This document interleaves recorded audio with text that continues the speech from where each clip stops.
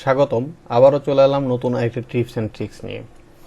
যদি আপনি আমার চ্যানেলে নতুন হয়ে থাকেন, প্লিজ সাবস্ক্রাইব মাই চ্যানেল। নতুন নতুন ভিডিওর আপডেট পেতে পাশে থাকা বেল আইকনটি প্রেস করে সঙ্গে থাকুন। চলুন দেখে আসা যাক আজকের নতুন ট্রিক্সটি কী।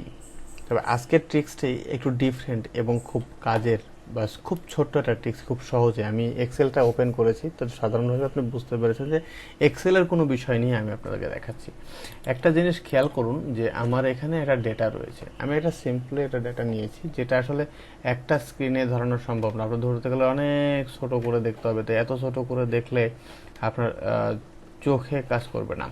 তো আপনি দেখুন যে আপনি যখন এখানে ডেটাগুলো চেক করছেন, তো এখানে নিচের এই অংশটা আপনার দেখার প্রয়োজন, যে আপনি আসলে কত হচ্ছে। ধরুন আপনি এখানে 20 এভারেজে 20% বানাবেন, তো কোনোভাবে আপনার নিচের অংশগুলো যদি উপরের অংশ থেকে একটু চেঞ্জ করে দেন, তাহলে 20 হতে পারে। কিন্তু বারবার উপরে চেঞ্জ করে নিচে এসে এসে বারবার আপনাকে দেখতে হচ্ছে যে আসলে এখানে 20% হয়েছে কিনা। তাহলে এটা দেখার জন্য আপনাকে কি করতে হবে?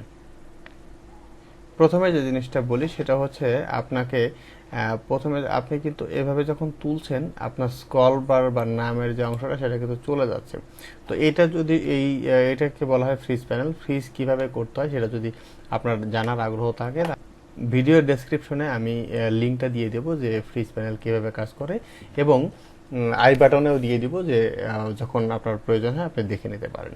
তাহলে চলুন যে আজকে এইভাবে আমি এই অ্যাট এ গ্লান্স এখানে থাকবে আপনার যে ইনফরমেশনটা আমার প্রয়োজন, সেই ইনফরমেশনটা এখানে সবসময়ের জন্য শো করবে, সেটা কিভাবে করা যেতে পারে। হ্যাঁ, এখন হয়তো আপনাদের মনে ধারণা আসতে পারে, তাহলে আমি যদি এই জায়গায় সূত্র দেই যে equal to average, average example দেওয়ার জন্য, তাই এখান থেকে টেনে আমি যদি ব্র্যাকেট ক্লোজ করে দিই, তাহলে তো সবসময় উপরেই থাকবে। না, উপরে থাকবে না, কারণ আপনি যখন এটাকে সামনে নেবেন তখন ওটা উপরের দিকে চলে যাবে। তাহলে আপনাকে যেটা করতে হবে সেটা হচ্ছে যে নতুন একটা অপশনের সহযোগিতা নিতে হবে। সেই অপশনটা হচ্ছে, আপনি প্রথমে আসবেন ফর্মুলাতে আসার পরে দেখুন এখানে ওয়াশ উইন্ডো মানে দেখেই বোঝা যাচ্ছে যে উইন্ডো দেখা যাবে আর কি। তো আমি এটা ক্লিক করলাম, ক্লিক করার পর নতুন একটা উইন্ডো আমার সামনে আসলো, যে উইন্ডোটা আমি আসলে এটা স্ক্রল করলে ঠিক উইন্ডোটা এখানে থেকে যায়।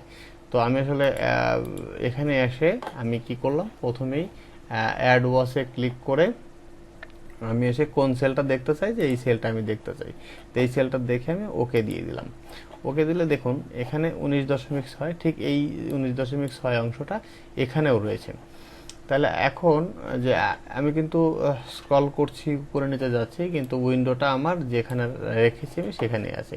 তো এখানে ধরুন আমি রাজশাহী যদি 10-এর জায়গায় 12 করে দেই, তাহলে এখানে চেঞ্জ হচ্ছে কিনা। হ্যাঁ, আগে 19.233 ছিল, 3 হয়েছে, আর আগে ছিল হচ্ছে আপনার 19.066।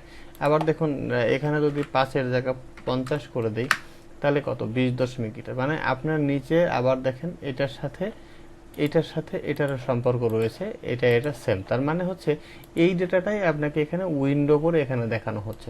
এবার চাইলে আপনি ঘরটা একটু বড়ও করে নিতে পারেন, যদি কোনো বেশি অপশন দেখাতে চান, যে 4টা 5টা এখানে আরও তো দেখা যাবে।